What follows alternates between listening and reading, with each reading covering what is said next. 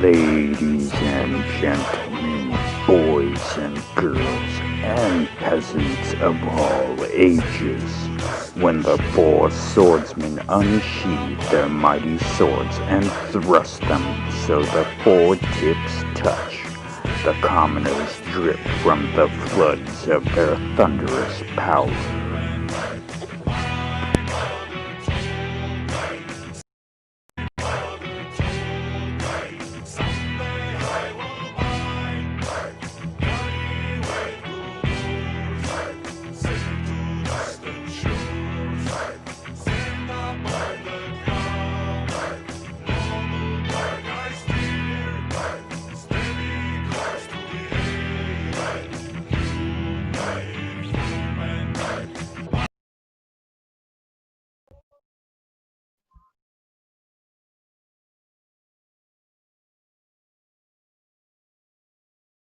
There we go. Now it looks like it is good to go. And of course, my dogs start barking as soon as we go live. We can't hear your dogs. That's a good thing, though. Oh, Yeah. perfect. So, how is everyone doing today? Swimmingly great. Thank you very much. Absolutely wonderful. Just waking up and having coffee, so not bad. So before we go any further, I would like to give a huge shout out to Danheim. When you guys hear our outro, they have a song called Berserkir, and we're using that for our outro. I dealt with their licensing guys. They are amazing, and they're letting us use this for free. The link to both of the videos that we're using for the song are in the description. And we've been told that that's all we need to do to get our license for any songs that they have. Cool. Well, thank you to them for allowing us to use that music. And it's amazing music too. And it should now be up in the description. Cool. So, this is going to be our first actual live stream where this is not a test. And there'll probably be some fails with it, but that's okay because that adds to the fun of everything. It should anyway. Yeah. Right. Usually does. So it's well for Steve it is now Monday. For the rest of us, it is still Sunday. How's everyone's weekend been so far? It's been phenomenal. I just finished building my AR-10. Took it to the range this week. Took it to the range yesterday too. Little Wolf, how was your weekend, Steve? Mine was good. Doing the usual YouTubey stuff like I do. Went up the paddock, gave it a bit of a clean up to get ready for starting this construction work and everything. Yeah, dealt with a couple of weird little storms that came out of nowhere, but I've had a great weekend as well. Other good?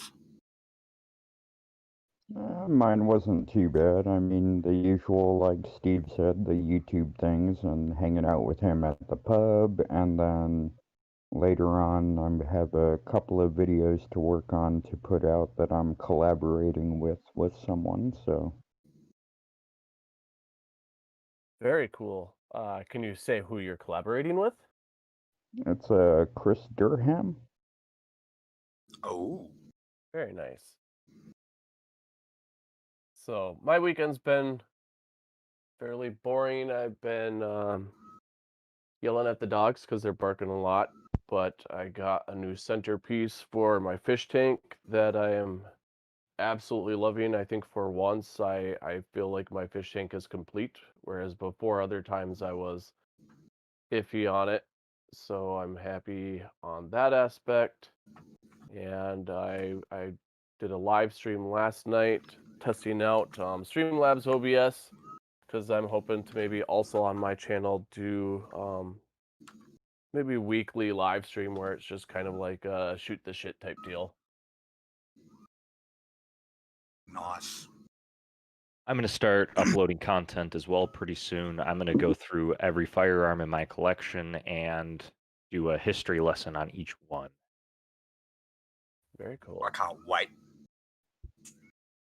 Yeah. and I'm mirroring the interview that was with Alien X, and I'm putting that on my channel. I'm going to premiere it tomorrow. I'm going to skip an Up in the Air for tomorrow, and just kind of do the mirroring of Alien X Gaming's interview, which everyone should go check out. Alien X Gaming, he's interviewing a lot of cool content creators. Little Wolf should be coming up soon.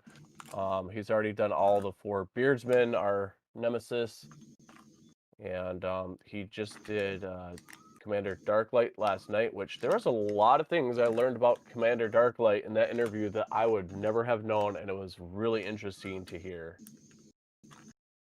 Yeah, he's a very interesting guy. I play Call of Duty with him a lot off Team stream. I play with Team a lot too. And you learn a lot about who they actually are off air. That sounded a little dirty. Check Right. him out. Yeah, Wow. that's what I was gonna say. He plays with Team. Yeah. Just end it with giggity.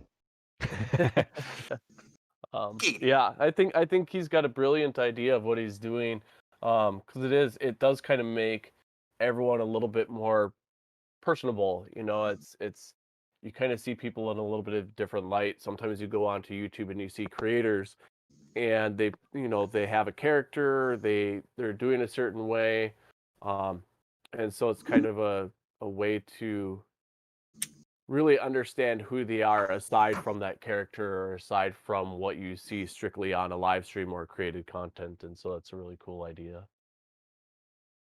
Like you have people like Fight who basically yell and insult flat earthers constantly.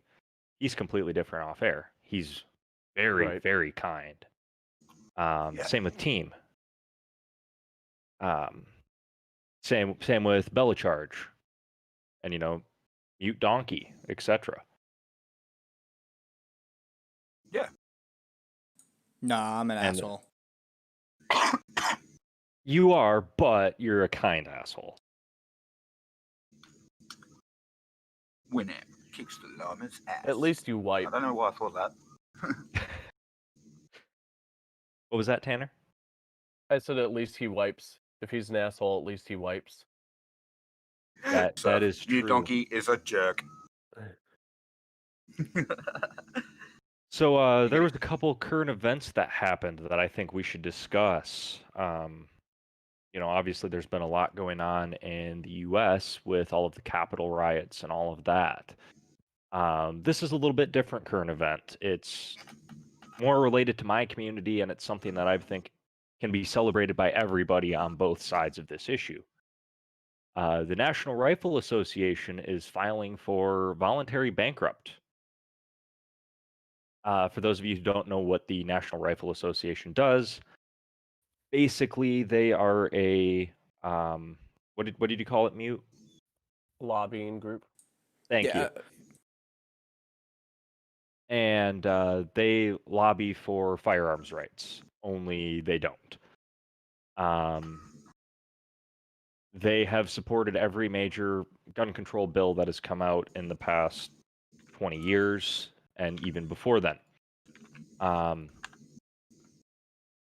They are going to be moving to Texas, and they've lost all of their respect in the firearms community, which I think is a very good thing. I believe everybody should go check out Gun Owners of America instead, who actually do fight for the rights of gun owners. And they do so in a manner that is both respectful and educational for everybody involved. But that's all I had. So what brought all this on? Like, what started it? Was the whole end of Trump thing and everyone just being the way they were? Like, what started it? This started about 7 years ago, give or take. Okay. And there was accusations of financial misconduct. Basically, they would just take the money that was given to them by the people who are supporting them, and they wouldn't use it to lobby. They would just keep it, and they would pay themselves with it.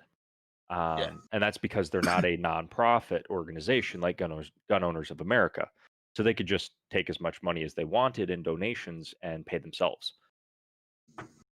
So they're moving to Texas, and they are reorganizing themselves into a nonprofit. However, they're not going to be changing anything. So gun owners aren't going to be donating to them after this. Yeah. Because they're a terrible organization. Yeah, I think the only thing I really know about the NRA really was when John Oliver did a piece on them on his show. And you do learn some interesting facts with them and some fun ones, like their weird-ass commercials they do. Yeah, that's definitely true. There's only one person from the NRA that I actually support, and that is Kolian Noor. He's a spokesperson for the NRA, and he does a lot of gun reviews, and he does it in a way that is both funny and educational. And I'll post a link to his channel. And I hope a lot of you guys like him as well. Yeah, I'll go give it a check. I don't mind me some good gun videos, considering how limited we are down here in this lovely country. No, you guys have knives. You're okay. Yeah. I mean, like I said, I did just watch Wolf Creek, so. Yeah, that'll do it for you. So, like, I understand the point of it. It's a great idea to take away fully automatics, semi-automatics, take them away from the public's hand. But they have left us with enough weapons that can still do a hell of a lot of damage really quickly. But yeah, because of our laws being so strict over here and the licensing and buy time for a weapon, like you can't even get a bow and arrow without having a gun license in this country. Oh, that's absolutely ridiculous. Oh, wow. Yeah. But I can go get a gun license. I can spend $1,200, $1,500 Australian, go buy a circuit judge.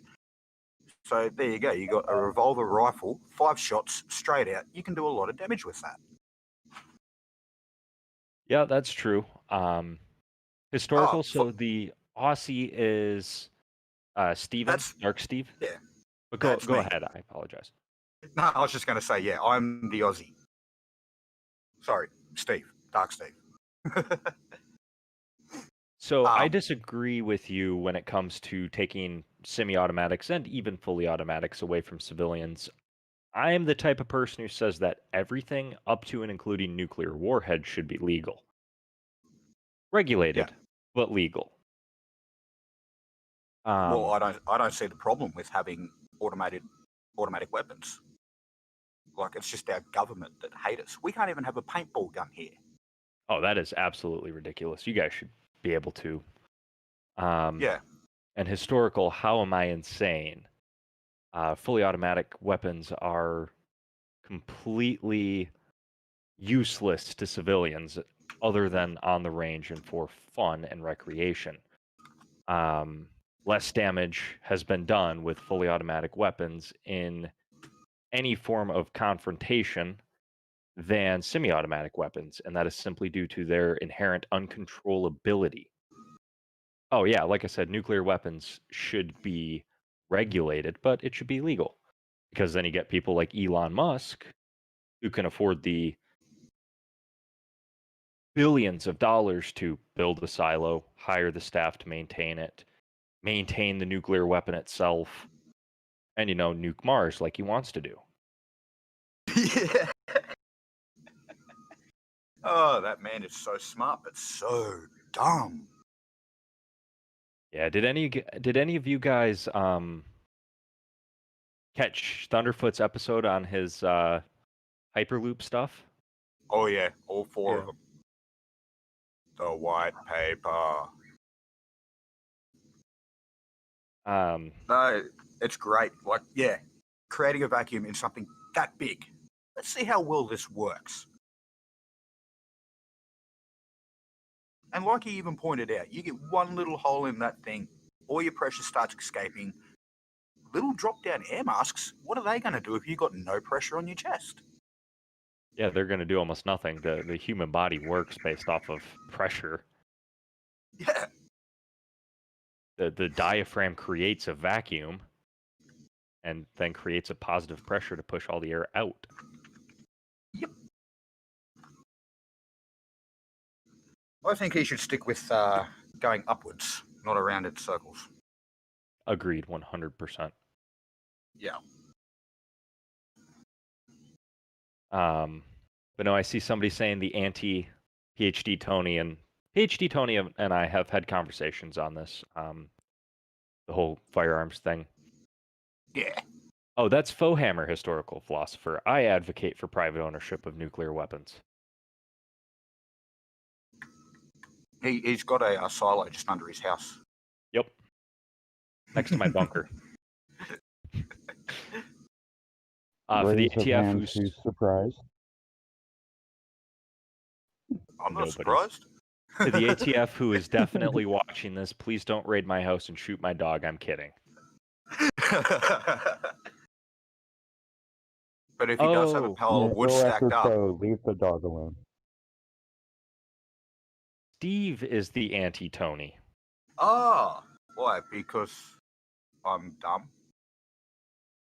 Well, also yes, but Yeah, I'll go with that. We'll go with that. And you don't lick rocks. yes, this is true. Oh, and you can actually see my beard.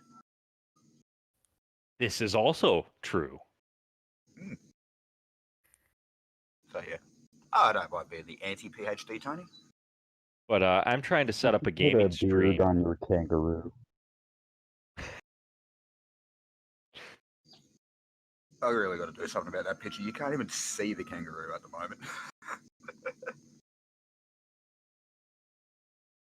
Nickel wants to know who's talking. So, for anyone that hasn't already heard us guys before, I am Dark Steve, and I'll let the rest of you voices do yours. I am Fohammer. And I am Little Wolf. And Skydiver Tanner should be kind of obvious. Yeah, And there's a Prime. mute. Go ahead. I was just going to say there's a mute hiding in the background as well. He's I'm a producer. producing, so I'm muted. And we appreciate everything he's doing for us because none of us are smart enough to figure out OBS. Yes. To be fair, Yeah. neither is Tony. So True. there's that. But yes, Prime, we are the anti-4 beardsmen. So something I'm trying to set up is a beardsman versus swordsman gaming stream where we play Call of Duty against them in a private server. Yes. Because that would be fun. Oh, yeah. Well, I'm still downloading thanks to my kangaroo's not bringing the internet fast enough. But I'll be good to go soon. That would be something you guys would have to do, because I don't think I can do Call of Duty yet on my phone, except for mobile, and I'm not getting that one yet. What we could do instead is a game of Quiplash and Among Us. Yeah. And we can do custom settings where the traders are randomized, but it's one of so it'd be either 2 of the swordsmen or 2 of the beardsmen, and whoever wins the most out of those games would be crowned victor. Yeah. So that could be fun. Yeah, I don't mind teaching a bunch of old fellas how to play games. And I mean, it's a free download for your phone, or if you want to play on your computer, which is what I would be doing, it's $4 on Steam, or like $5 on Steam. And the functionality really doesn't change between the phone and the game, other than you can use a keyboard and mouse, and it's a little bit more accurate on computer than on the phone. Yeah. Oh yeah, I have that one already. I played that with Christmas and the Squirrels. Oh, yep, sweet. Mute, I definitely will be doing some Elite Dangerous streams eventually. Haha, support your indie devs, buy good indie games. Yes, 100% Donkey, I agree. So I play a lot of Metroidvania games as well. And a lot of the ones I've found, like Axiom Verge, are great. Like what people are doing these days, the new indie developers, are just amazing. Yeah, if you go on Steam right now and you just look up indie games, they have some really good ones right now. Mm-hmm. Oh, yep, Surf, you're right. We can also use BlueStacks on PC for doing mobile games and stuff like that. You got games like Blood of Steel. That's a really good indie game. I've only played a little bit of it, so I really don't know a ton of what it's about. Then you got other ones like World of Tanks, Worlds of Warships. All of these are really good indie games. Well, World of Tanks was an indie game. Now it's a dedicated game, and it's one of the most accurate. Yeah. I actually haven't played that one yet. Highly recommend it. I also recommend World of Warships. World of Tanks and World of Warships started to preserve historical tanks and warships. So World of Warships actually is trying to buy one of the U.S. battleships right now that's been decommissioned and is supposed to be going to a scrapyard. I think it's the Wyoming, I believe. And Okay. that was a ship that was built just after World War II, and it was refitted in the 80s, and it should not be destroyed. It is such a phenomenal ship. Wow. But it cost them millions of dollars to buy and hundreds of millions to fix and maintain. So Yeah. having a game where they make a ton of money to put towards that, it's not a bad idea. No. I said Wisconsin, I believe, and it should be Wyoming. Yeah. That's really cool, though, that a game company can actually help out with that.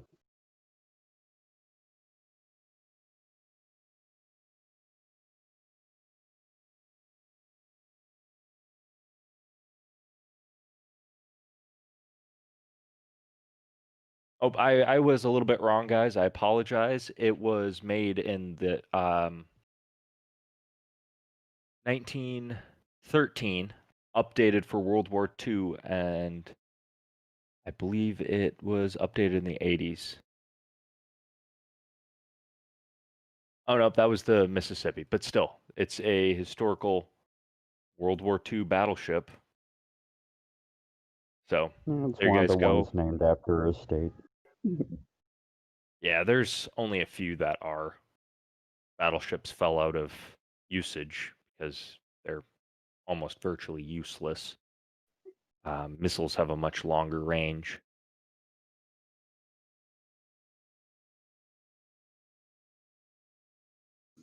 Oh, thank you, Red. The Iowas were reactivated.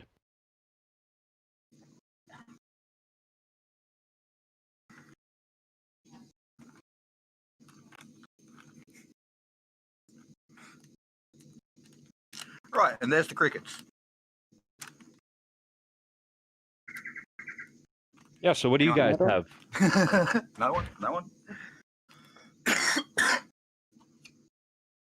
I was just going to say I haven't had a chance to try the World of Tanks game yet, and I do think it's available on mobile, but I think I will check it out. It is. I highly recommend it.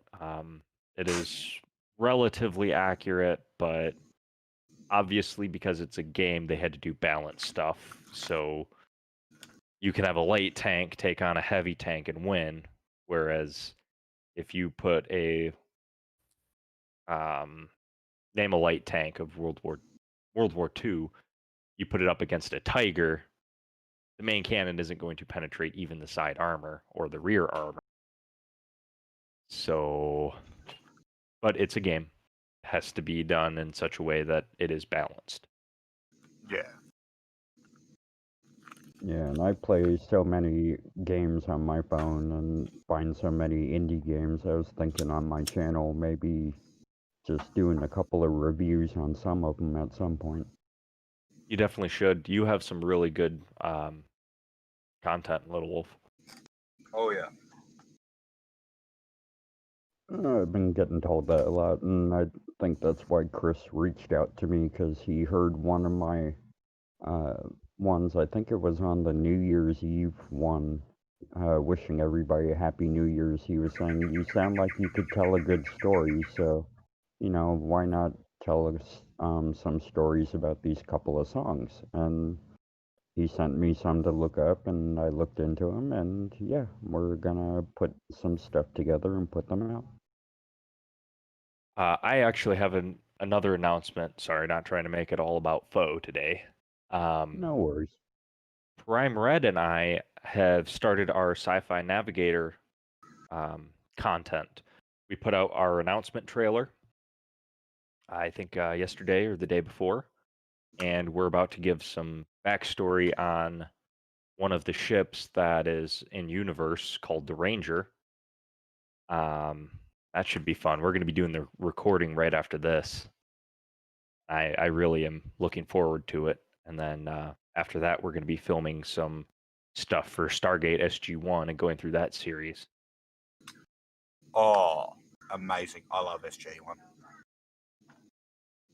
It should be fun. We're going to be giving a lot of commentary on it. And it falls under fair use because we're not just playing the whole thing and not talking about it. We're cutting it up into little segments. So it should be pretty cool. I'm looking forward to it. Thank you, Prime, for the link. Even though I'm already subbed. But yeah, Tanner, we haven't heard a lot from you. What's going on with you? How was your stream last night? I went on mute for a little bit because the dogs were barking, chasing me home from grocery shopping. Stream was pretty good last night. It was kind of cool seeing people ask some questions for him and for me and whatnot. But it was also kind of quiet, like kind of was taking in some of the information as far as thoughts behind the whole gun and nuclear weapon type thing, and just been kind of absorbing some of that currently, if I were to be honest. But mostly the dogs are just kind of barking, and so I just was being quiet and kind of muted for a while. Makes sense. And we can talk more about that later on a stream dedicated to that because it's a long topic and it has a lot of various intricacies, and it's a conversation I'm willing to have. Yeah. Little Wolf is back. Yeah.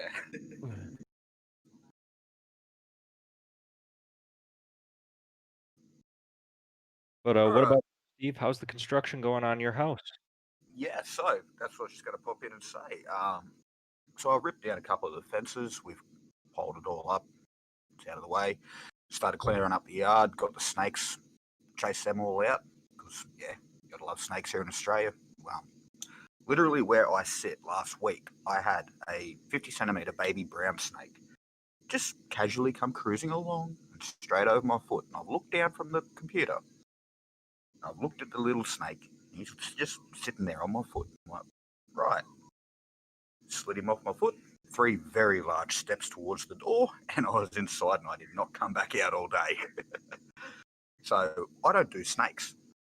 So I cleared out all of the long brushland and everything that's up there all around the trees. So I've now marked out what trees I've got to rip down. Marked out where the driveway's got to go in. Now I've just got to get some machinery here and get to work on it, I guess. But if anyone's wondering what I'm doing, it's going to be, how do you put it? It's a container home, but it's not the kind of container home you're probably thinking of. So this one has fold-outs on both sides, and it's like a 40-foot with 9-foot roof, and it's actually a 3-bedroom home at the end of the day. So it's going to be rather large when it's all folded out. And then I'm going to build around it, put a deck on it, throw a spa out the back, maybe do a pool because it's Australia. It's always bloody hot. Yeah, that's about it. And That sounds pretty cool. keep chasing the wildlife away. Except for the koalas. I love That the sounds really koalas. cool. Yeah. Did you get any fist fights with any kangaroos recently? No, they don't come up here. That's Nelly got into a bit of a blue with one of the neighbours down the What happened road. there? But well, we were having a bit of a ride on the motorbikes one day, and I was told the kids, "Yeah, go on, you can take my bike for a ride. It's really bloody loud because it's a race bike." And they happened to go down around the houses down near the servo and up the dirt road, and yeah, next thing I know, we've got the service station saying, "Oh, the owner from that house down there came in and said they're going to call the cops on you guys." And yeah, go for it. That doesn't worry us. Like, if you got a problem, come say it to us. Don't go whinging to everyone else. Yeah, that makes sense. Couple years ago, we pissed off our neighbors too. We used to build go-karts. Oh, And nice. they were go-karts in the sense that they were very light, ramshackled things welded together with giant engines put on them. Oh, jeez. The first accident I ever had was maxing one of these out. It became unstable, and I flipped it at about 60 miles an hour, jumped out, landed on my feet, and somehow didn't break both my legs. Oh, Jesus. My hat fell off about halfway through. So, there's this giant go-kart that's flipping end over end. Me standing where it was, casually walking back and grabbing my hat. I have no idea how I'm still alive. That's crazy.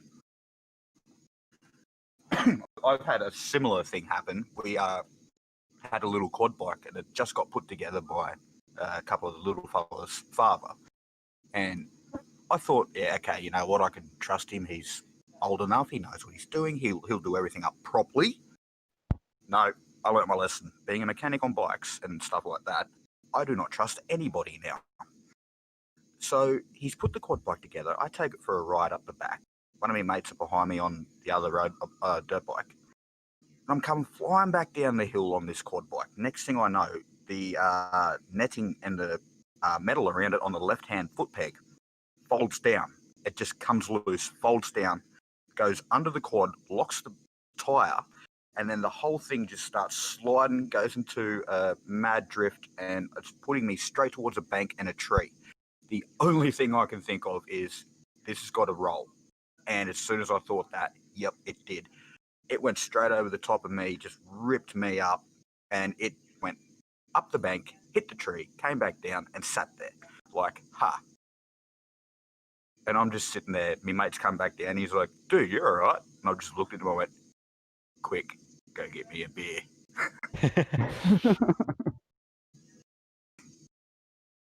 Yeah, I love accidents. They're always fun. The only other accident I've ever been in was somebody turning into me when I was in a left-hand turn lane. Oh, yep. My little Chevy Cruze pushed their engine block in, broke one of their legs, the other driver, and sent him to the hospital for a few days. And it was still drivable afterward. Totaled, but drivable. Yeah. Wow. That was like me. I had an old Ford Escort that I used to claim they were tanks, the old ones, and I was driving on the freeway. I was in the left lane, and so up here that would be the passing lane, and some lady comes flying up an on ramp in her brand new like Blazer or Bronco or something, and she was in a rush, and she comes screaming across to my side of traffic. So basically, she was cutting across all lanes of traffic so she could be in the passing lane to start going in. She wasn't paying attention and she hit the front end of my car, started to swerve back over into the normal lane, realized there was someone there now because she was too much in a rush, swerved back over, hit me again, spun me 360, and she flipped and landed upside down in the median. And the only thing that was wrong with my car was like a small dent on the bumper. The license plate was a little crooked and the headlight had a crack. Jesus. Yeah. So, and then she tried calling me up and she tried calling me personally and tried to say it was all my fault and that I needed to give her my car insurance information and all that. And I Yes, was just Karen. like, yeah, this was even back in like 96 or something like that. And I was like, you got 3 tickets and one of them was a felony ticket. How is this my fault? Like, no. I was just like, I'm not giving you any information, and I hung up on her. Wait, Yep. you've been driving since the 90s? Yeah, I got my driver's license at age 14 because out in North Okay. Dakota, you can get, well, I don't know if they changed it now, but you could get your license at 15, and then if you had parent permission or whatever, you could get your license at 14. There were some restrictions with driving at age 14 with your license. But yeah, so I've been driving since 1994. I was not even born in 1994. Wow. I was driving, I think, in 97 or 98. That's when I got my license. No. 2000. Yeah, there you go. But I'd been driving like literally my entire life. Like Yeah. growing up here in Australia, you can just drive around farms. Well, it was the same out there as, I was driving motorcycles starting at age 10. We had Yep. like one of those little mini motorbikes, and then after that, I had a 90cc Harley Davidson wannabe dirt bike type thing, but it was also street legal, and we used to drive that around on the country roads all the time. Yeah. I remember when I was 13, we used to do a loop around the town where I lived. There was only like 30 people in that town. So no one cared. There was no police, nothing like that. So me and all my mates, we'd jump into the Sigma, the Mitsubishi Sigma. That's what my parents had at the time. And we'd just go doing loops. And it was all fun and games. But just one day, we realised if we hit the railway track crossing just fast enough, we could actually get air. So Yep. we started jumping my nan's car. My nan is my parent, by the way. It lasted for about 4 jumps. I think Oh, on the no. 5th, we actually ripped the engine off the engine mounts. Oh my God. Jesus. Yeah. And I Wow. was only like 13 at the time, I think, or 14. Nan You wasn't were too impressed. you were a terrible kid. Yeah. Yeah. I Mind remember. you, Go sorry, ahead. I was going to say, she got a new car after that, which just happened to be a Volvo, an old 70s model Volvo. It still had miles instead of kilometres for the speedo. And it had a sunroof. And at where this track was, we'd drive around. There's also this really steep hill. So we thought, well, let's see how fast the Volvo can go. Got it up to top gear, coming down the hill. One of my mates popped his head out the bloody sunroof, doing 130 kilometres an hour, I think it was. It just bent him backwards. We thought he broke his back. And the car wasn't going any faster, so I thought, oh, bugger it. Knocked it into neutral. We started speeding up a little bit more. And then down the bottom of the hill, I was like, oh, yeah, righto, just knock it back into drive. It should go back into gear. No, it decided to go to first gear. Oh no. It completely locked up, and there was smoke Dude. coming up through the gearbox, and No. yeah. Just no. So what I'm hearing is never let Steve drive my vehicles. Right? No, I'm good now. So one of my first cars actually was my grandparents' old, oh God, what was it? It was like a 1976 or a 1974 Chrysler New Yorker. And I try to find videos or photos of of them, but it's like all the New Yorkers I see, it looks like they're the 2 doors, but this was a 4-door. And for a car of being like from 74, 76, it had all the bells and whistles, like automatic windows and you know, the front was the headlights where you turn on the headlights and the little door pops down, so then that way the lights can shine through. And like Yep. the blinkers that are way up on the very front of the hood and stuff like that. I mean, this car was a boat. I used to joke around that, you know, you could fit 4 people in the front comfortably, 5 people in the back, 5 or 6 people in the back. And then if we were to pop the trunk, you could probably stack like another 8 people in the trunk. Like this car was massive. And we used to drive that down the country roads all the time too. And the shocks and struts were so bad on it. You could move your steering wheel between like almost 9 and 3. Almost 9 and 3. Switch it back and forth and just swerve it, and the car would just kind of slowly rock like a boat. It wouldn't actually turn. You know, so you could be going down the gravel roads and doing that. It just felt like you were on this boat rocking. And I mean, I got that beast up to 100 miles per hour. It had a 440 engine in it, and 100 miles per hour going down the gravel roads and doing that. It was sketchy as hell. Probably shouldn't have done that. But that car, I mean, it was a cool car, but it was also, you know, like a 13 mile per gallon car, and back when gas was cheap. And we used to do the same thing, drive around town all the time. That's all you could do in the small town I was from, is just drive around, and you'd see the same people driving around, and you'd wave at them every single time you're driving around town.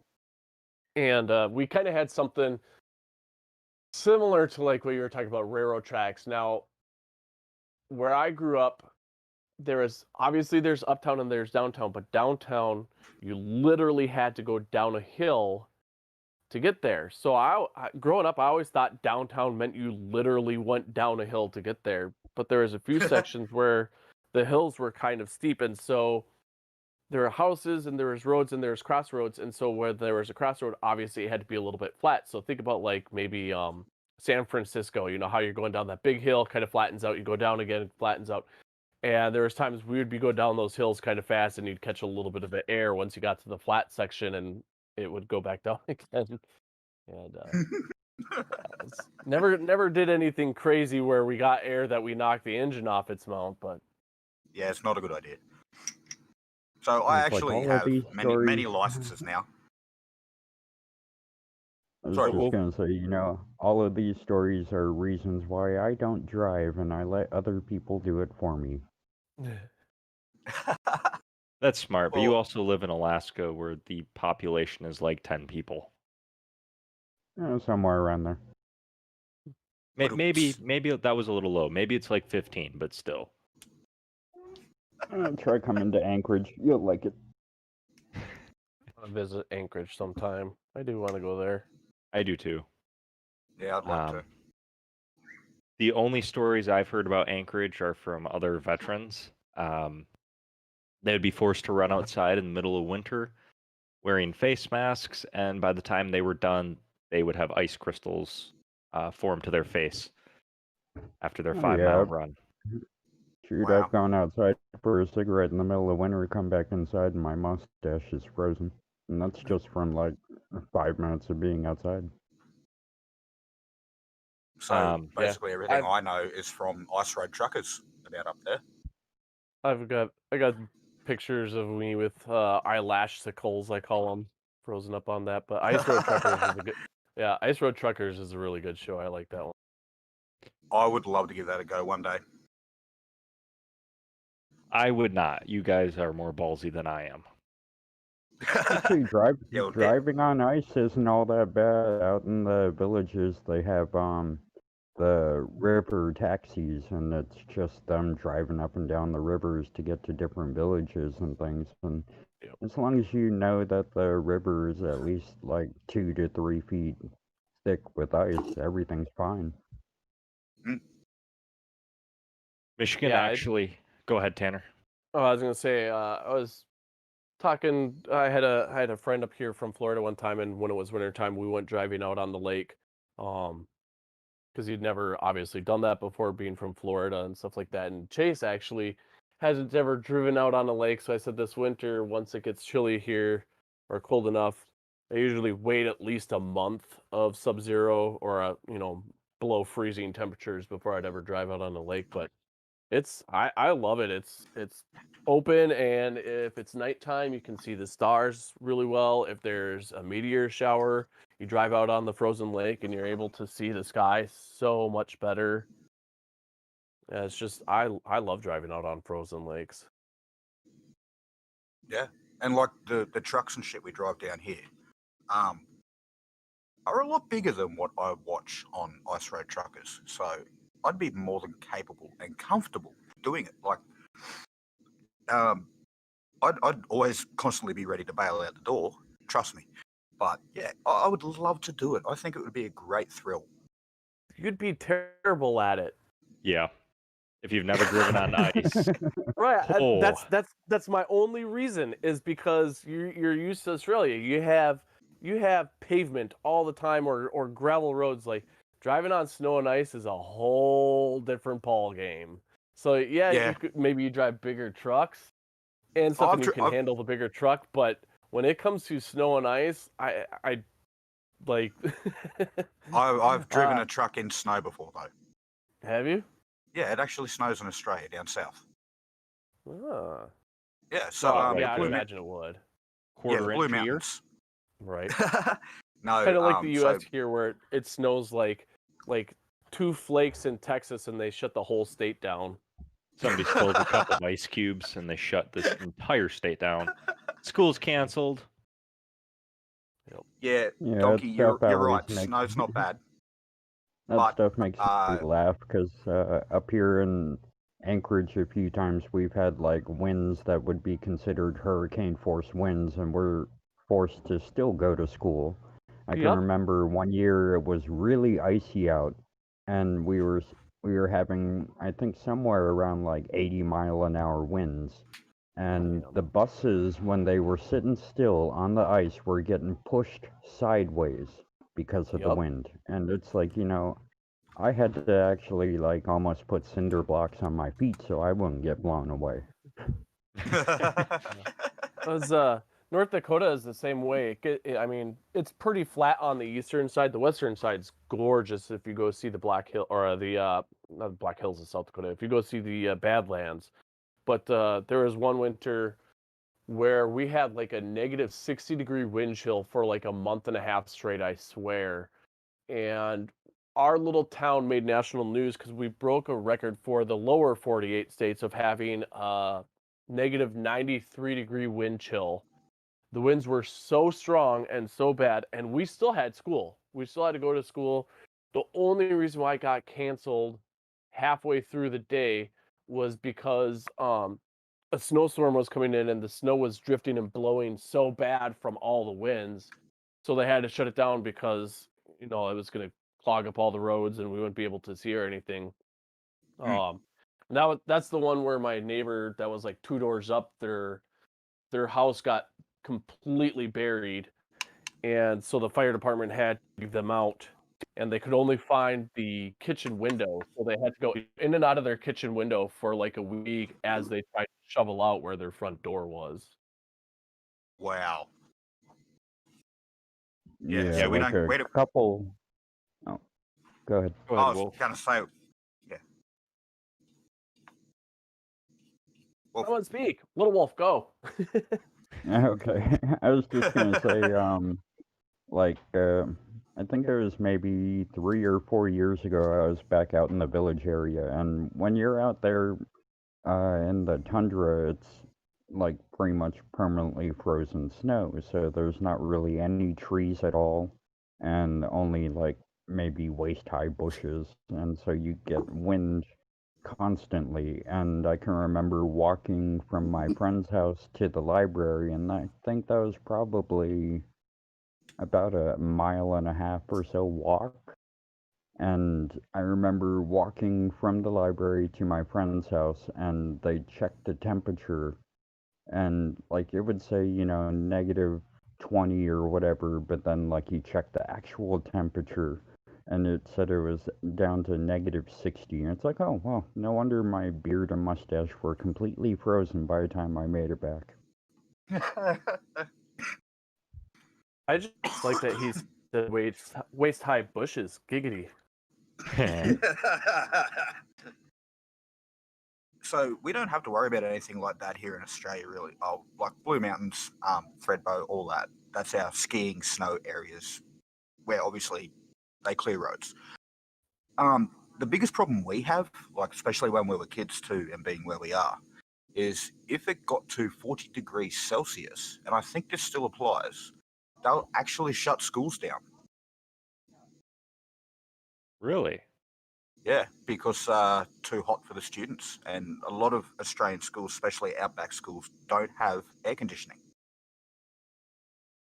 Yeah, then I could see why they would cancel school if that's how it is.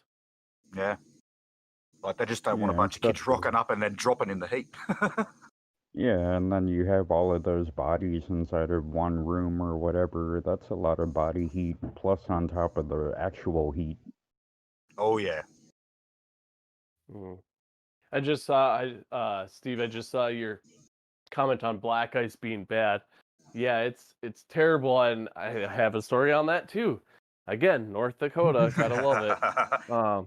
Driving back to college, going down the highway, and it was 2 lane, and there was a semi going ridiculously slow during a snowstorm. And so I went into the passing lane to pass him, and I had one of my fraternity brothers with me in the car.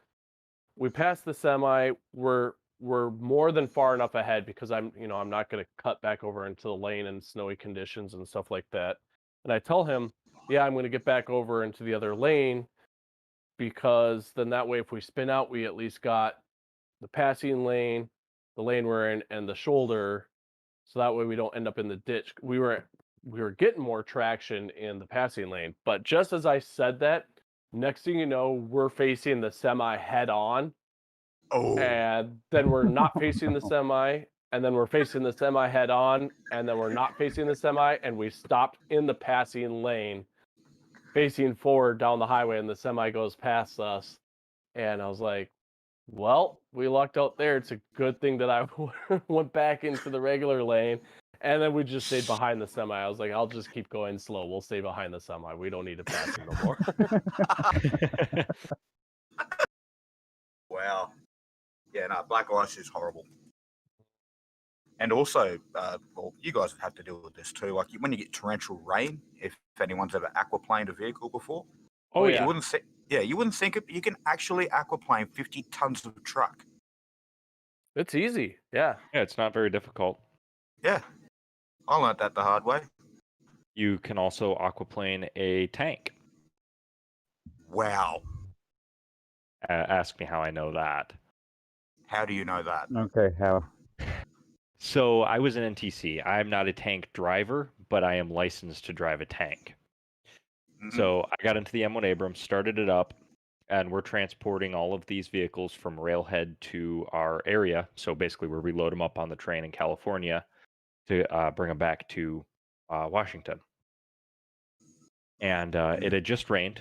We're in the middle of the Mojave Desert, so flash floods happen very quickly there. And yeah. there's about 1.5 inches of standing water, and I decided to push the tank a little bit because the rest of the convoy is moving pretty quickly. And both of the treads both start aquaplaning, and I'm on top of the water in a 70-ton tank. Jesus. Yeah, it was not very fun. That would have been the trippiest feeling too, being where you're situated to pilot it. And that was the first time I ever drove said tank, ever. Well, I hope it wasn't the last. Well, it was the last time I drove the tank, but not because I hydroplaned it. Yeah.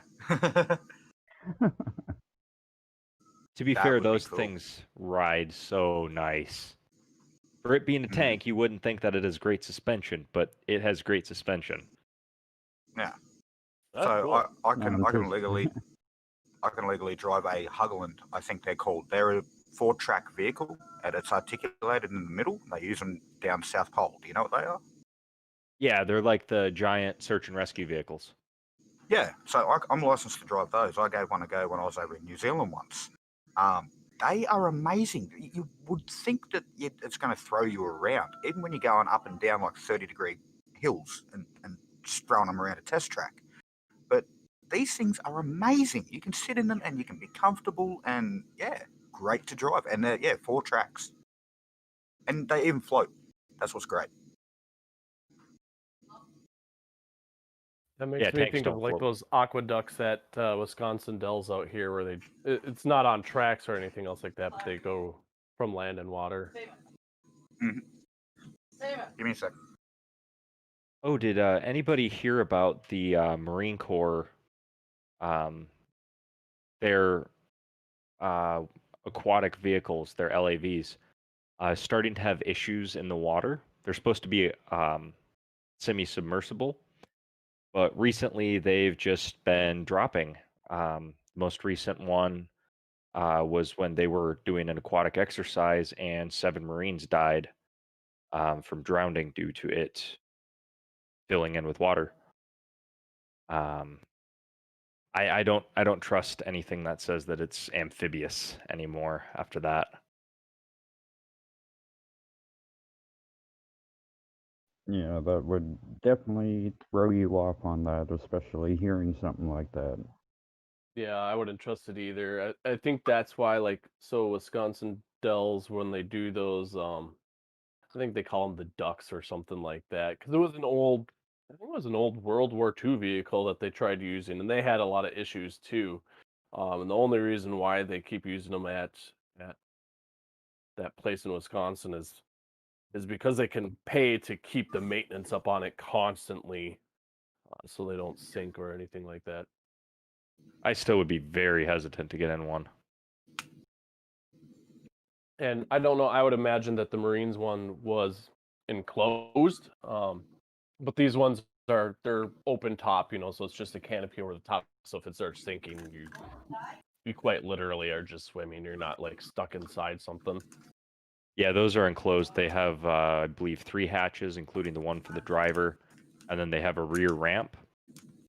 But the issue with that is if you start opening the ramp, you don't have the issues with having to equalize pressure like you do with a car. Uh-huh. So when your car is sinking, you have to roll down your windows, let water come in until the pressure equalizes, and you can open the door.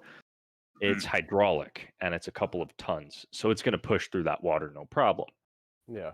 But when you do that, it's going to fully submerge the entire vehicle, and all of those Marines were in full kit, so they're wearing plates, body armor, helmets. They have their weapons. None of that stuff floats. No. Unless you're a Navy SEAL and you have the buoyant plates, and even then they have full scuba gear on. But yeah, I think only 5 Marines escaped and 7 of them died. Wow. That's scary. That's why I never could like be on a submarine. Oh yeah. I love being in water and swimming and stuff like that, but anything where it's like deeper than 13 feet, for some reason I just start to freak out. So you dive through the air, I dive through the water. I'm Right. a scuba diver.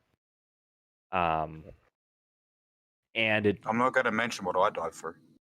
are we I eat think we know. Giggity. and Steve is a dick, so we know what he eats. Oh, for fuck's sake.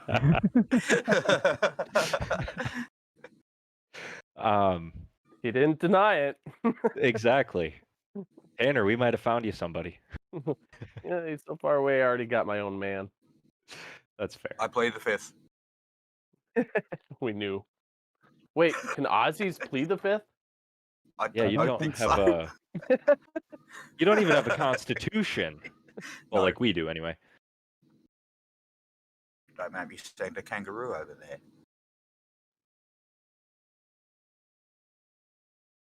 I could So use a new anyways. friend, so please do send me a kangaroo. I mean, it might find its way on my dinner plate, but That's what we should change his name to. We should call you Captain Kangaroo. No, I think we had a breakfast cereal called that. Yeah, Or maybe I'm the uh, only old. Well, Little Wolf should know. There was a TV show, Captain Kangaroo. He was a weird dude. Yeah, he was. So it fit you perfectly. Oh no, I still like Steve Ann. Yeah, we can still go with that. I've gotten used to my Captain name now, Kangaroo thanks to you Steve lot. Ann. Wait, that could be my drag name. There you go. you can't use anything with emus because, you know, Mm-mm. the Australians are the only country in the world to have lost a war against wildlife. Yep. But you come up against them, they're big motherfuckers. Like they're gonna hurt you, and there's a lot of them. 308 goes boom. Yeah. So me being a truck driver, I know the easy way to get rid of them too. Wait till they run out in the road and don't slow down. You just see a big puff of feathers go behind you. We do that with deer here. Fuck that. You do that with deer, don't they come through your window? If you don't speed up, yes. So, in our driver's training, we actually have a portion on what to do in case you hit a deer. The first step is when you see a deer and you can't stop, you hit the gas. Your car will accelerate and will tilt back, and it will push the deer under the undercarriage instead of going through the windshield. But I drive a truck, and at one point I was talking to a friend, and he drives a truck as well. So both of us put on some push bars. He tagged out during deer season last year while he was in the car, which is 3 deer tags. He didn't have to fire a single round, and he didn't damage his vehicle because of his push bar. So I was going to do something similar this year, but it just felt lazy. What's a push bar? A push bar is a metal object that you bolt to the frame of your truck, and it is in the front of your vehicle. So if you get into an accident, it doesn't damage your frame. Oh, we call them bull like bars. a cattle guard. Yeah. I was gonna say like a cattle guard or something. Yeah, we call them bull bars because you can take down a big ass bull with them. Yep, Right. it's very similar. They're the things you see police use, and they have them on the sides of their vehicle now for pit maneuvers and whatnot. Yeah, yep. Yeah, most of our utes use those, what you call trucks.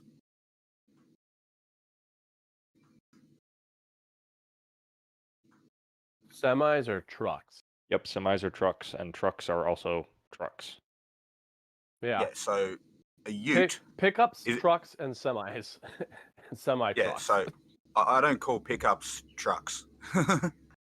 Or I don't even call them pickups. That just sounds weird. Russians don't call them... pickup truck. Yeah. So when I met my ex-girlfriend, I said that I was going to pick her up in a truck. And she had just come to America, so she wasn't very fluent in English. She thought I meant a semi.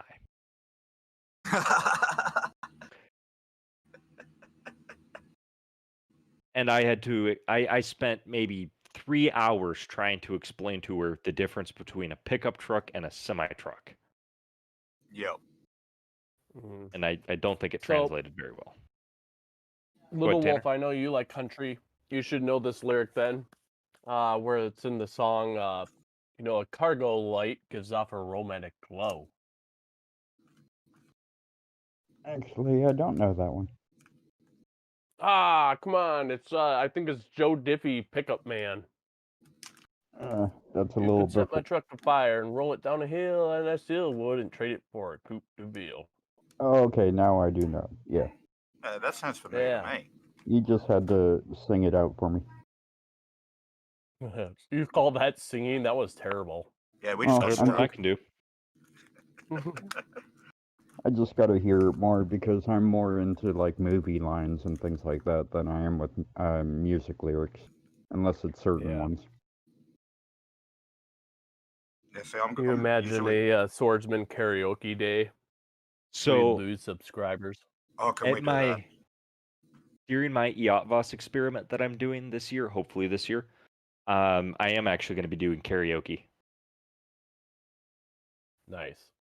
I could just imagine you doing something like Barry White or something. Oh no, I already have the song that I'm planning on doing, and it's either going to be a Johnny Cash song Nice. or oh fuck, what's it called? I actually have to go and find it now. Oh, Wagon Wheel by Darius Rucker. Oh, Ooh, great nice. song. I already did karaoke night one time with the Royal Thai Army. Mm. That was fun. The mortar section got drunk. I got wasted. I was 19. And they pulled me up and they're like, "Hey, we're singing Wagon Wheel." And I was like, "Fuck." I got pulled into that. But it was a fun time. Nice. Well, I'm not a singer. I play instruments, but I don't sing. But I can. What instruments do you play? Triangle. The cowbell. I got a fever, and the only prescription is for more cowbell. So I'm hoping that Renee is going to help me out with this. I can do a little bit of guitar. I've learnt intros to a few songs like Smoke on the Water, a couple of Metallica songs. But what I actually play is a drum kit, and Okay. I can play piano and keyboard as well. Cool.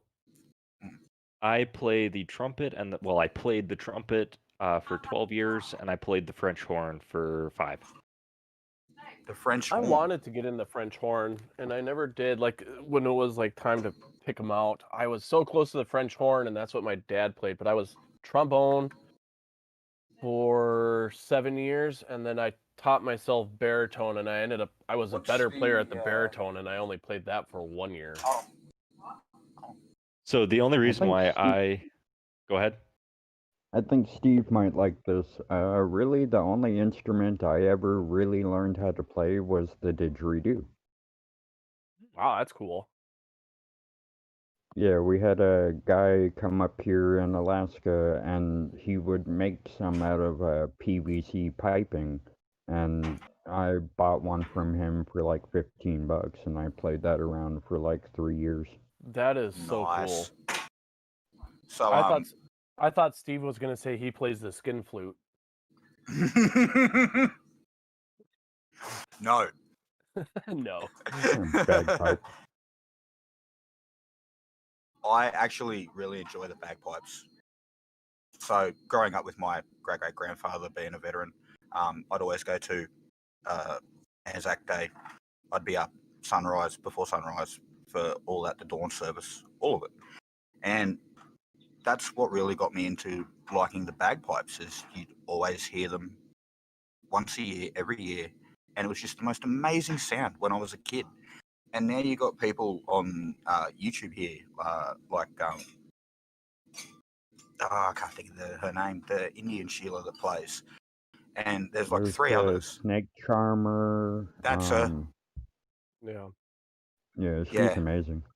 Yes, I and had- I absolutely love it. Hearing them in person is a whole other experience too. It just rocks you to your core. We had a kid who was in high school with me, and we did a play called Brigadoon, which is kind of an old Scottish play, whatever. And there's a scene where it's like one of the characters dies, and so there's a funeral scene, and so that kid actually truly played the bagpipes for that during our high school play. And when it goes, man, it hits your soul. Yes. Yeah, and Mute has a point. Good bagpipes are great. Bad bagpipes hurt. Oh, for Yes. sure. So you don't want to be next to a house where there's someone learning to play bagpipes. One of my favorite historical movies called The Longest Day had a really good bagpipe player in it. Uh-oh. The longest day follows 4 or 5 different people during the invasion of Normandy. Oh, okay. Yeah. Oh, I haven't seen it. That actually I was sounds gonna make quite interesting. a weird joke when you were like the longest day. It's followed by, and then I was gonna say 4 shorter days.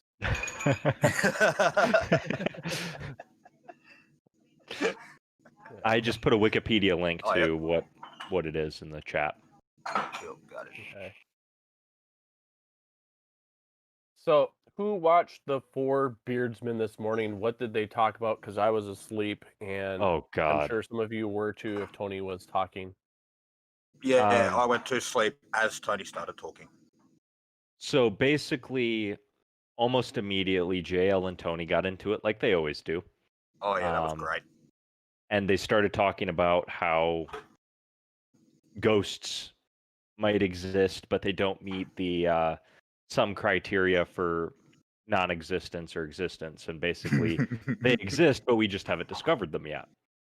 No, it wasn't exactly ghosts. It was just there are things out there that science can't yet detect, and then Right. they got into a whole thing of, would the Earth still exist if there weren't humans around to see that the Earth exists type thing. Yep. So, So a lot basically, of, it a lot of philosophical type stuff. Yeah. Cool. Stuff JL likes. I love that type of shit too. I dig that stuff. I'm way deep Yeah. into it. I find it interesting, but ultimately useless. But that's my personal opinion on it. And if other people find it fascinating and useful, that's admirable. If I'm that not makes sure sense. if I find it useful or anything, but I mean, growing up the way I did, loving things like unsolved mysteries and sightings, Mhm. I'm Oh so yeah. fascinated. I'm so fascinated by things of the paranormal, and just having a few things happen to me when I was younger just kind of cemented it for me. Yep. Yeah, I'm in the same boat as Little Wolf, where I'm not a religious person because I don't like rules and stuff that religion puts out, but I would consider myself pagan if I were to describe myself as anything. And I'm or as you could even say like with Team Skeptic how he says he's agnostic. You can't say there is and you can't say there isn't, but with my personal life experiences and certain things that have happened, um, only leads me in my personal experiences to believe that there's maybe things that we don't understand and that in time maybe we will understand and we just don't know it yet. So I kind of follow along the same lines as JL right now. Like there could be things out there that we don't know, like look about dark matter and dark energy for a while. They didn't know anything on that. They knew something was going on, and then they came up with an explanation. They're starting to be able to kind of prove some of these things. And so it's for me it's the same way. It's there's some things that we just don't know. And to completely wash it away, like I'm very scientific minded and I'm very into physics, but I also believe there's a lot of stuff that we don't know and a lot of things that, could be true or couldn't be true. Yeah, that's fair. Yeah. No, And I'm same boat.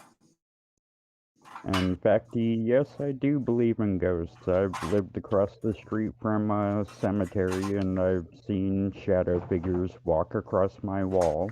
And I've also had my TV turn on at random times for no reason at all. So, Yep, those just things like that. the one of the experiences I had growing up, like I've had some as an adult, but growing up when we lived in this one apartment, late at night, I swore I used to always see this guy walk past my bedroom door, look in, and then continue on to my sister's bedroom area, and then my mom's bedroom area, and then walk back out to the living room. And it wasn't an actual person, but I swore I saw this thing. And it wasn't until about 5 years later in a different apartment, our TV would not turn off. It was the same thing. No matter if you push the power button or if you use the remote, the only way you could turn it off is if you climbed behind the TV stand and unplugged it from the wall. And so the first 2 nights, we just left the TV going. And finally, the third night, we finally climbed back there and unplugged it. But we had found out that there were burglaries in the apartment. And so my sister and I joked around about like, oh yeah, it's a ghost that kept the TV on because it knew that there was these burglaries, so they were keeping the TV on so the person wouldn't come rob our place thinking someone's awake. And I mentioned randomly, like, oh, it's got to be the guy who used to peek in our bedrooms at the other apartment. And my sister's like, you saw him too? And I thought I was crazy. Her and I both thought we were joking around.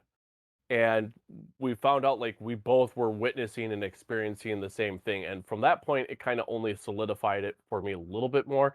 I can't say what it was. I can't, it could be shadows, it could be whatever it is. But her and I having the same experience, it was an interesting one. And then the whole fact about the TV staying on. So that was one of my experiences as a kid. Yeah, one of ours that we had where we were both outside smoking, and my ex had decided to go back in a little bit early because she was getting cold. And so she goes back in, and I'm standing outside talking to our neighbor, and I'm finishing my cigarette. I finish that, go back inside, and I hear her in the bathroom talking. And as I shut the door and lock it, it's audible to her, and she's like, "Did you just come in?" And I was like, "Yeah, I mean, I don't finish a cigarette as quick as you do. And I was going to ask you who you're talking to." And she said, "I thought I was talking to you because I was looking in the mirror, and as I was looking there, behind me, I saw a figure just walk by the mirror. And so I thought it was you coming back in." And that's just another one of the weird things that happened while we were there. No.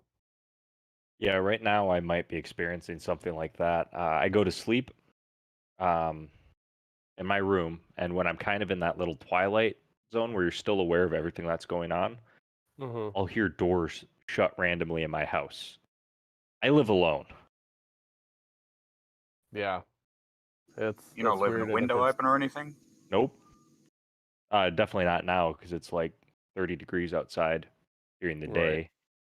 See, and that's one of those where I'm saying like I'm not saying I'm 1000% into it saying that there's ghosts. It's one of those where it's like I'm like it could be other things that are making sounds or whatnot, but I'm also not going to rule out something else.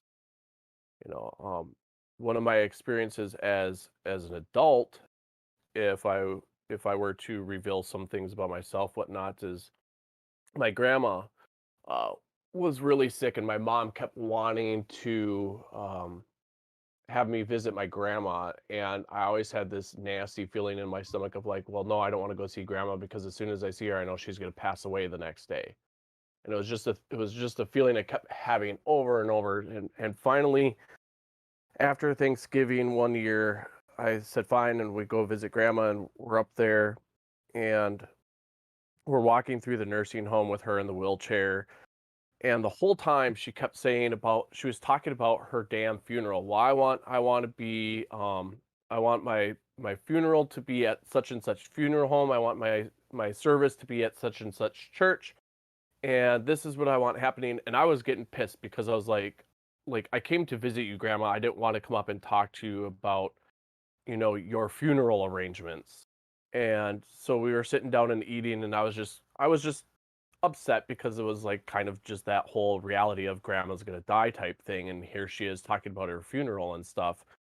And we leave, and 2 days later she did pass away, and we started having all the funeral services, but they were at these other places. And I turned to my mom and I was like, why did you guys choose to have the service in the nursing home, and why did you use this funeral home for things when grandma was talking about it when we came up?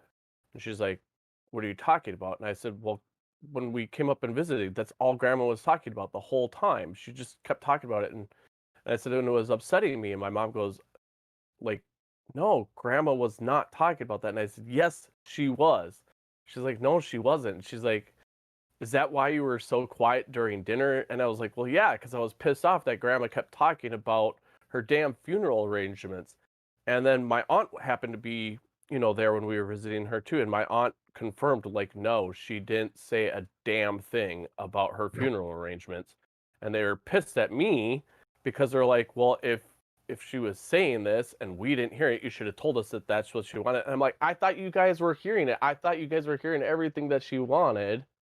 And that's what you guys were going to do. And I can't explain that. I cannot explain how I heard her talking about her funeral the entire time and they heard nothing. Yeah, that's fair. I've got nothing on that. I'm sorry you experienced that. But Like, it was weird. And, it was upsetting that she passed away 2 days later. And that's why I didn't want to go visit her. But that's one of those things where it's like, I love my science, I love my physics, and I love everything else, but that's one thing, that's one area where I can't get an answer. I don't understand. So I anyway, think someone else talk now. with me, parts of it I think is through my mom's side of the family being native. One of my great grandfathers, I think it was like my great great grandfather, was the last shaman of our tribe. And so I was actually named after him. And if you talk to my family out there, I act and look and laugh and everything exactly like he does. So it was a pretty good name for me, at least with my native name, not my English name. But Right. it's just one of those things where it's another like connection to it. My adopted mom would say that's why I had such an affinity with animals. Like there were animals that did not like anybody at all, and I would walk up, sit down, and they would just walk over to me and just wanting me to pet them and be nice, and like the people around would just be astonished at what happened. And my mom's like, no, he just has a way with animals. I'm the same way. Yep. I've been in the same room with some of the most hyper aggressive dogs that will bite anybody. And within 20 seconds of me walking in, they're all over me. Yeah. Kinda. 100%. But there are other animals that just absolutely hate me still, like cats. I have a funny kind of cat story with that. My mom would go around and visit different people just to check up on them and stuff. And I went with her one time, and we were sitting in the person's living room, and everyone's all talking and stuff. And so, next thing I know, a cat just kind of walks into the room and walks up to me. And I hold out my hand, and the cat just kind of sniffs my hand and then rubs against me. And next thing I know, the whole room just suddenly went quiet. And I was trying to figure out what everybody's problem was. And a lady there goes, we call that cat Psycho Kitty. And I couldn't understand it. And she said, no, when that cat was a kitten, it got into our stash of goodies, ate it all, and kind of became psycho and would attack just about anybody in the house. And there's a certain spot on the couch that would be designated that cat spot. And so the fact that that cat would actually let me pet it for, I don't know, it was probably only a minute or so, and then it walked away. But everybody just shut up in that room and was really quiet. My mom was like, no, I told you this guy has a way with animals. Mm-hmm. Sorry that Yep. brought that to mind. Oh, you're fine. Cool. Something we should do on our way out. I did promise the licensing guy that we would do this, and that we would show at least one chorus of the Berserker song in its whole. And he agreed, and he liked that idea. So Mute, I have a link to it that I posted in our Discord. If you could patch that through OBS. All right, give me a minute. Sorry, I just kept seeing the cursor. Watching YouTube, I kept seeing the cursor move around, and it looked like Mute was kind of like slowly fondling each person in the It's most chat with action the I cursor. What? it's the most action I've gotten all year. It's Well, it's just me kind of funny. flipping through different things No, on I that kind of screen. figured, but it's just kind of funny. It looks, you just see this mouse cursor, and in a little bit you'll see it kind of circle around like Little Wolf a little bit, and then you kind of see it underlined under Dark Steve. It's like he's going around just slightly fondling each of our avatars with the mouse cursor. Yeah, I've been watching it. Oh god.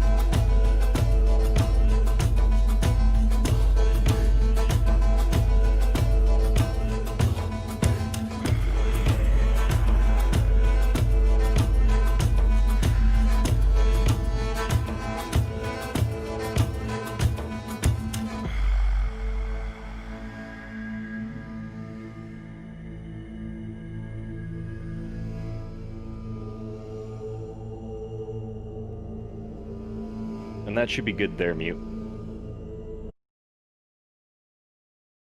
And it's more of the same after that. So for those of you who don't know, Vikings had berserkers that were basically drug-fueled maniacs. Right now, it's not clear what they used, but there is historical references to exactly what these drugs did to them. And there were 3 clans, basically, of berserkers. You had the ones that wore wolf pelts. You had the ones that wore deer pelts, and the ones that wore, pig pelts and bear pelts. And each one of them had a different effect when they went under their drug. So the ones that had the most control were the ones with the bear pelts. They could tell the difference between enemies and foes. The one that you never wanted to be next to was the ones in the wolf pelts. They were complete sociopaths, and they could not differentiate between who was friend and who was foe. So That is crazy. they would cut through enemies and then keep going through the other berserkers and kill everything around them. But the way Vikings would utilize them is they would keep them in the back, and the first sign of anything going poorly, they were given these drugs, and as soon as they started foaming at the mouth, they were formed into a quick battle line and thrown at the enemy. But they Wow. would foam at the mouth, and they would chew on the iron rims of their shields. And they would crack their teeth and whatnot. And when they went into battle, it was said that fire and swords had no effect. And what they found through some of the digs that they've done where berserkers were present and analyzing the remnants of pouches that contain their drugs,